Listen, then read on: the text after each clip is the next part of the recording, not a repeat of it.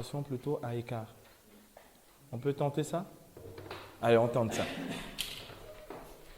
Je veux conclure du fait qu'on soit dans le cadre communautaire. Je voudrais conclure ce cours sur la théologie spirituelle liée à l'expérience du mouvement de la gloire. J'aimerais conclure avec ce chapitre sur la Pentecôte d'amour. D'abord, je commencerai par dire la chose suivante. Dans la communauté, on a souvent prié, demandé au Seigneur de dater la Pentecôte d'amour et l'avènement de Jésus dans la gloire. C'est une de nos prières. Ce qui est assez surprenant, c'est que comme ça vient, ça nous pose question. Alors, normalement, on devrait dire Amen à ça parce que Dieu est bon, fidèle et il nous exauce, n'est-ce pas? Donc, récemment, notre fondateur, Ephraim, a adressé un message à toute la communauté dans lequel il éveille notre attention sur les signes concrets de cette Pentecôte d'amour qui est déjà là. Pour moi, le mouvement de la gloire fait partie de ce mouvement-là d'accélération de cette Pentecôte d'amour, qui est aussi ce mouvement d'esprit qui prépare l'humanité entière au retour en gloire de Jésus. Et il est question de retour dans la gloire. Il reviendra dans la gloire pour juger les vivants et les morts, et son règne n'aura pas de fin. Et le retour en gloire de Jésus sera réellement une Pentecôte, puisque tous le reconnaîtront. Il faut l'esprit pour reconnaître que Jésus est Seigneur. Selon 1 Corinthiens 12, 3, personne ne peut dire que Jésus est Seigneur si cela ne lui est donné par l'esprit. Donc la Pentecôte finitive, donc la Pentecôte d'amour, celle de la fin des temps, et bien la Pentecôte finitive correspond à la parousie du Seigneur, au retour en gloire de Jésus. Donc, si vous voulez, nous sommes dans les temps de la fin, selon ce qui est écrit dans la lettre aux Hébreux, Hébreux chapitre 1 à 2, quand vint la plénitude des temps, après avoir parlé, excusez-moi, jadis, à nos pères par les prophètes, Dieu, en ces temps qui sont les derniers, nous a parlé par le Fils. Donc, les derniers temps ont été inaugurés par l'avènement du Fils. Ces derniers temps, c'est ce que Galates 4.4 appelle la plénitude des temps. Or, cette plénitude des temps, le pléroma, cette plénitude des temps, c'est aussi la plénitude du don de la grâce. Premièrement, à travers le salut accompli en Jésus, et deuxièmement, à travers l'effusion du Saint-Esprit. La plénitude est dans le Saint-Esprit, comme dit Éphésiens, chapitre 5, verset 18. Cherchez dans l'Esprit votre plénitude. Or, ces temps de la fin, qui sont aussi plénitude des temps, sont enfin aussi le temps des accomplissements. Marc 1, 15. Les temps sont accomplis, le royaume de Dieu est imminent, il est tout proche. Convertissez-vous et croyez à l'Évangile. Donc, la plénitude des temps, inaugurée par Jésus, c'est aussi le temps des accomplissements. La Pentecôte d'amour est une annonce prophétique qui est en train de se réaliser. Donc, petit 1, aspect biblique.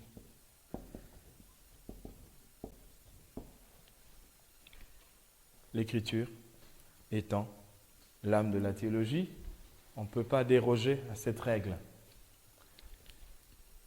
En fait, la prophétie de Joël 3 sur le jour du Seigneur, grand et redoutable, nous savons bien, selon les Écritures, que le jour du Seigneur correspond à deux choses. La venue du Messie et sa manifestation en gloire dans la fin des temps. Joël chapitre 3, versets 1 à 5 dit « Dans les derniers temps, dit Dieu, je répandrai de mon esprit sur toute chair. » C'est le collectif qui est ici très important. Or, un des signes du mouvement de la gloire, c'est cette dimension collective du baptême du Saint-Esprit. Dans les derniers temps, dit Dieu, je répandrai de mon esprit sur toute chair, vos fils et vos filles prophétiseront. Vos vieillards auront des songes, vos jeunes gens des visions. Je ferai des signes là-haut dans le ciel et ici-bas sur la terre. Peut-être que ce n'est pas habituel à Murinet, mais dans plein d'endroits, même dans la communauté des béatitudes, Dieu fait des signes cosmiques. Quand il y a un rassemblement à Issia, en Côte d'Ivoire, par exemple, au sanctuaire marial des béatitudes, là-bas, le soleil se met à danser. C'est pas habituel. Alors, d'accord. Dieu plonge tout le monde dans la gloire. Ça veut dire ils peuvent être 2-3 000 personnes, tout le monde voit les phénomènes qu'il y a dans le ciel. Et quand tu regardes les autres, en fait, non seulement tes yeux ne sont pas brûlés par l'éclat du soleil, mais en plus, tout le monde est plongé dans la gloire. Tout le monde est lumineux ou tout le monde est couvert d'or. Enfin, voilà. Ça, c'est des choses qui correspondent à ce que Dieu fait maintenant, que l'on retrouve dans Joël 3. Et la Bible dit « Et quiconque invoquera le nom du Seigneur, celui-là sera sauvé ». C'est un temps aussi de salut, un temps où la rédemption de Dieu est donnée avec encore plus d'abondance par la puissance de l'Esprit. C'est ce que dit l'apôtre Paul dans Actes chapitre 2, verset 17, en parallèle à 21, déjà pour la première Pentecôte, lorsqu'il dit que tout ceci advint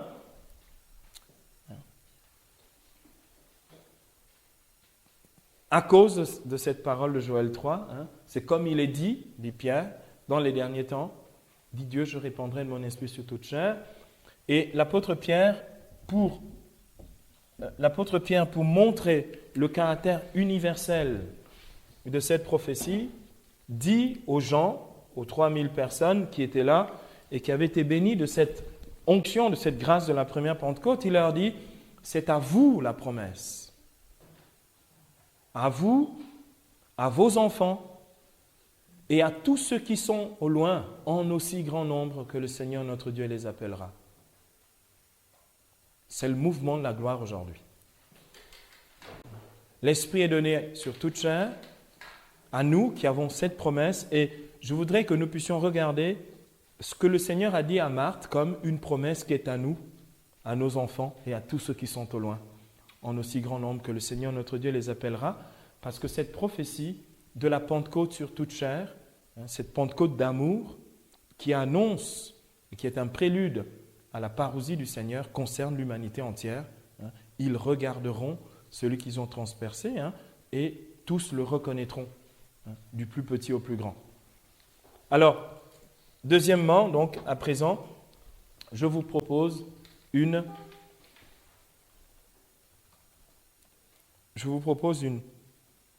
relecture théologique.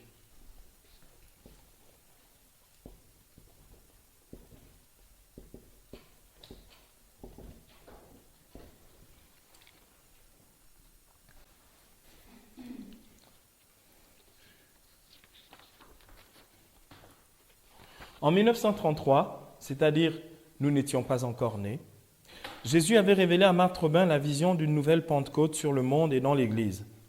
Le Seigneur lui dit, on est en 1933, « Les mêmes merveilles qu'au premier jour de mon Église s'y reproduiront et même de plus grandes choses. »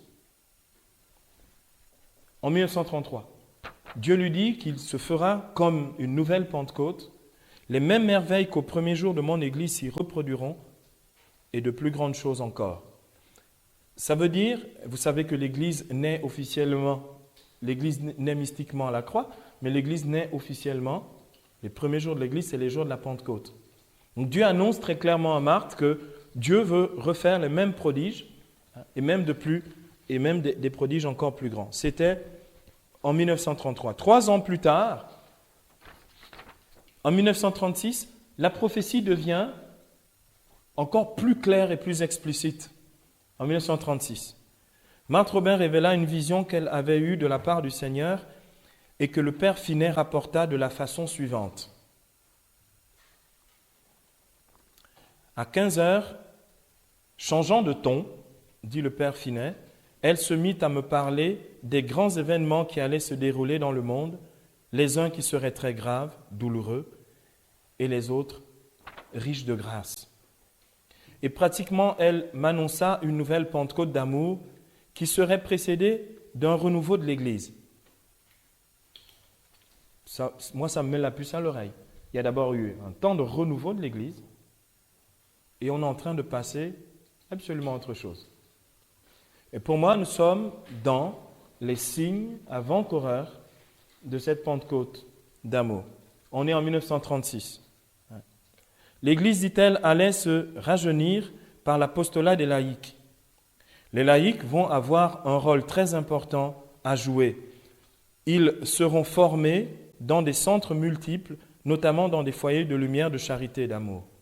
Donc, Marthe Robin disait qu'une grâce vient sur l'Église, elle va susciter une nouvelle forme de chrétienté, et Dieu va susciter partout des foyers, des lieux.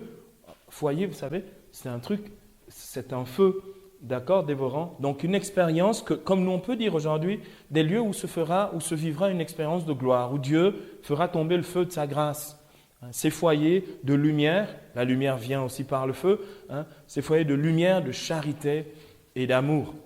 Ces lieux où l'on expérimentera l'amour de Dieu qui a été répandu dans nos cœurs par le Saint-Esprit qui nous a été donné. Donc les foyers de charité seront ces lieux, comme disait Marthe Robin, ces lieux de grande résurrection spirituelle, ces lieux où la grâce sera abondamment donnée et où Dieu refera les prodiges qu'il a fait, et même de plus grands, qu'il a fait dans l'Église primitive. Jésus étant fidèle à sa parole, dans Jean 14, 12, « Amen, amen, je vous le dis, celui qui croit en moi fera lui aussi les œuvres que je fais, et il en fera même de plus grandes. » Trois petits points rapides. Petit A, pour relire cette prophétie, le premier point, c'est le triomphe de la miséricorde.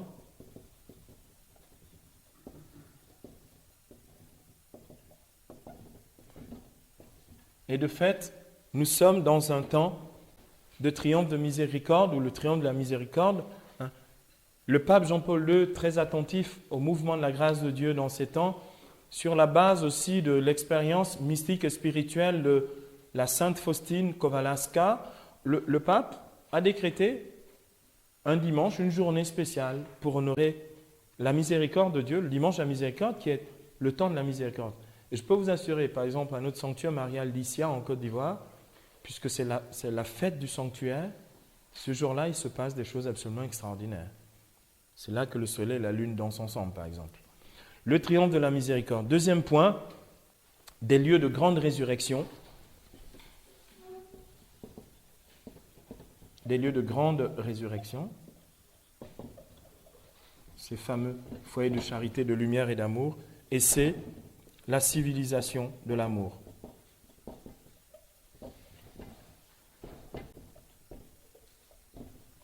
Je vais aller très très vite, comme nous n'avons pas beaucoup de temps, vous aurez la totalité de l'enseignement sur le poli, que je sortirai de la boulangerie normalement ce soir, et que demain matin il vous sera servi au petit déjeuner. Voilà. Donc le triomphe de la miséricorde. L'expérience du Saint-Esprit que nous vivons aujourd'hui est vraiment une expérience de miséricorde sans précédent. Ici, il faudrait citer abondamment l'Écriture, mais je voudrais juste citer deux passages. Celui de Jérémie 31, versets 31 à 34.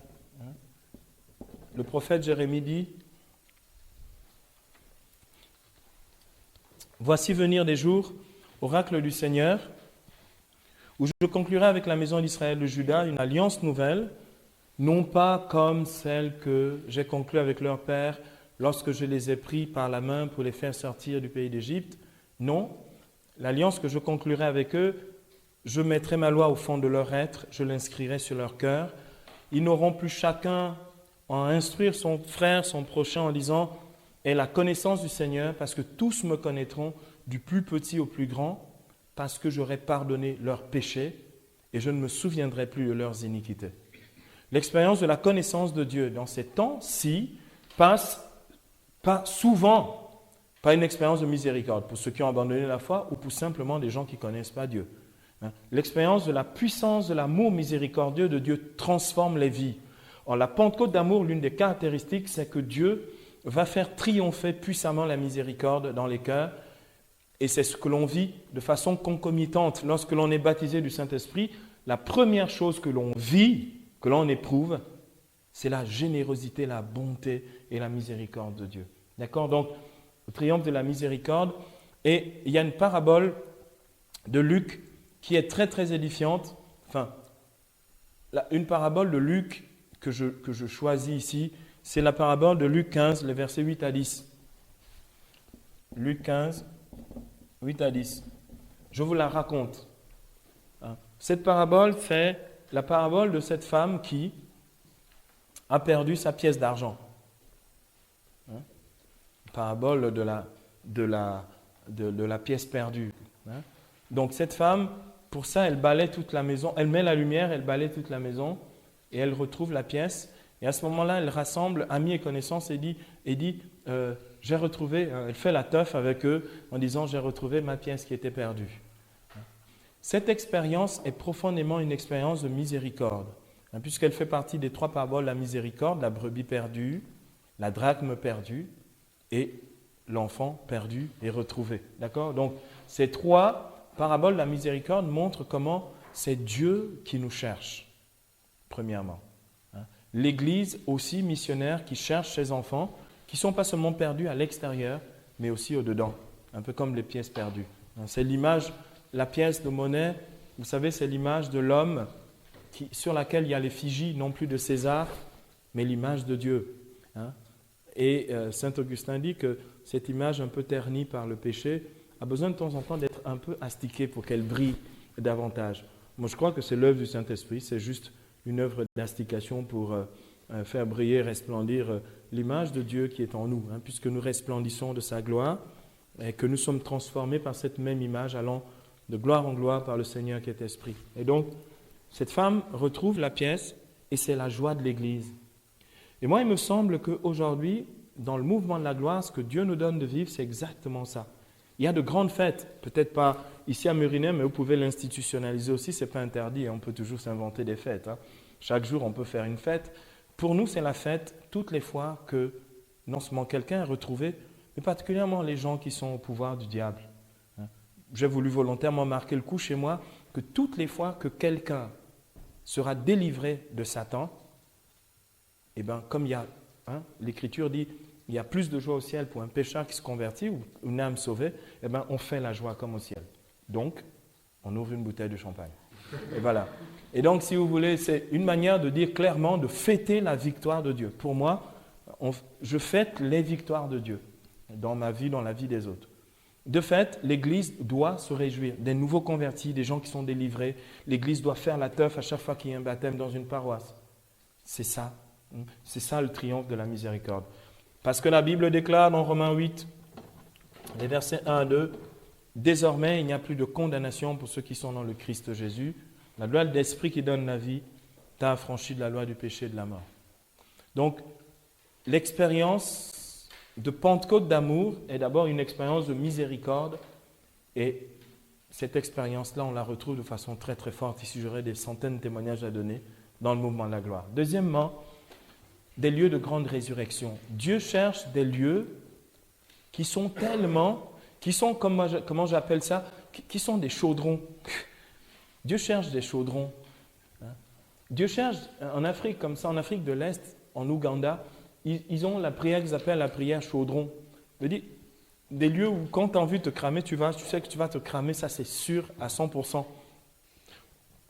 J'ai été très touché lorsque Ephraim, en rappelant la communauté, qu'il fallait que nous aussi, à cause de la filiation avec Marthe Robin, nous puissions être ces lieux de grande résurrection, ces foyers de lumière, de charité, d'amour, ces lieux de grande résurrection. Il a dit, mais pour ça, il fallait que que l'on vive un véritable réveil spirituel dans la communauté. Je vais reprendre quelques termes d'Ephraim. Il disait que la présence de Dieu doit être palpable dans nos communautés, dans nos maisons. C'est vrai, je me souviens du temps où, quand tu arrivais dans la communauté, tu ne voulais plus partir. Non pas parce que les frères et sœurs étaient sympathiques, mais parce que Dieu était présent au milieu d'eux. Et parce que la présence de Dieu était vraiment palpable. Moi, j'ai connu ce temps-là. J'ai connu ce temps-là, déjà encore en 1987, la présence de Dieu était palpable dans nos maisons. Les gens venaient à la chapelle, on n'avait même pas encore prié, ils se mettaient à genoux, ils pleuraient, ils demandaient « Est-ce que je peux vivre dans votre communauté ?» Et on ne pouvait pas imaginer que quelqu'un vienne dans une de nos maisons et reparte pas converti. C'était inimaginable. Enfin, cala, dans l'ancien temps, d'accord? Eh bien, pourquoi? Parce que l'Esprit était réellement à l'œuvre dans la communauté. Et ça, parce qu'on vivait réellement de la grâce, de l'effusion du Saint-Esprit. Et aujourd'hui, il y a une intensification justement dans le mouvement de la gloire de cette grâce, de l'effusion du Saint-Esprit. Voilà pourquoi Ephraim disait, nous avons besoin d'un réveil spirituel. Ce réveil spirituel doit avoir la première place et une priorité absolue. Pour une raison simple, c'est que si nous vivons de ce réveil spirituel, Ephraim dit, notre communauté sera une communauté, un corps heureux. On goûtera au bonheur de Dieu, on expérimentera le bonheur de Dieu et on communiquera ce bonheur de Dieu. Il y a vraiment besoin, c'est une nécessité pour nous de vivre de ce réveil du Saint-Esprit et donc de rentrer dans cette Pentecôte d'amour. Il est écrit dans Ézéchiel, je cite juste le passage, Ézéchiel 37, les versets 1 à 14, il est écrit que je vis une vallée pleine d'ossements desséchés. Et j'entendis, la voix me disait, appelle l'esprit des 4 vents. L'esprit vient des 4 vents et ressuscite les morts. La puissance de l'esprit, lorsqu'il descend, comme on l'a déjà vu dans Romains 8, 11, aujourd'hui, il fait des œuvres de résurrection. Nos communautés, nos maisons doivent être des lieux de résurrection et pour nous-mêmes et pour ceux qui nous fréquentent. Parce que l'Esprit souffle avec puissance dans nos maisons. Et la Pentecôte d'amour va donc va donner au monde et à l'Église ces lieux, ces foyers brûlants de la charité de Dieu qui seront aussi des lieux de grande résurrection. Et ceci adviendra avec justement cette expérience intensifiée du baptême du Saint-Esprit, comme on le voit dans Tite, chapitre 3, versets 4 à 7. Le jour où apparut la bonté de Dieu notre Père et son amour pour les hommes, il ne s'est pas contenté des œuvres de justice que nous aurions pu accomplir, parce que nous sommes dans un temps de miséricorde. Mais poussé par sa seule miséricorde, il nous a fait renaître par le bain de la nouvelle naissance et du renouveau dans l'esprit. Donc baptême et réveil spirituel. Et cet esprit, il a répandu sur nous à profusion pour que, justifiés par la grâce du Christ, nous obtenions en espérance l'héritage de la vie éternelle.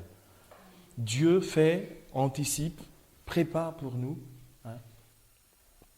Déjà, le royaume à venir, c'est d'où tout le lien entre l'expérience de la gloire comme prélude de la vie dans la gloire, lorsque le Christ reviendra au moment de la parousie. Et puis enfin, la civilisation de l'amour. Bien-aimé, Marthe, dans cette vision qu'elle a eue, annonce quoi? Marthe dit qu'en même temps, dans ce temps de Pentecôte d'amour,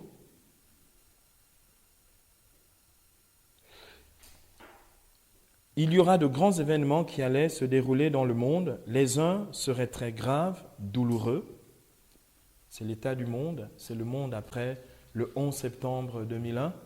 C'est l'état du monde avec ces guerres super sophistiquées, mais c'est l'état du monde aussi dans le monde dans la déchéance, si vous voulez, sur le plan moral, sur le plan même, le retour au sacré païen, sur le plan religieux, le monde dans le satanisme, si vous voulez, avec une domination très forte des forces du mal dans le monde. C'est ce monde-là dans lequel la puissance de Dieu va se révéler avec encore plus d'éclat. La Bible dit dans Romains 5, 20 que là où le péché a abondé, la grâce va surabonder. Et de fait, le temps de la civilisation de l'amour, c'est le temps de la surabondance de la grâce, là où le péché abonde. Romains 5, 20. Ça veut dire qu'il n'est pas étonnant que dans ce temps de la Pentecôte d'amour, qui correspond aussi au temps du mouvement de la gloire actuel, les œuvres de la puissance de Dieu sont très très grandes. Je le disais ici au début, comment voulez-vous convaincre quelqu'un qui, par exemple, a trafiqué avec les religions, l'ésotérisme, les religions païennes, dans lesquelles justement il y a un désir de communion avec l'au-delà, de communion avec les énergies, où finalement la quête des gens, c'est la quête d'une expérience spirituelle.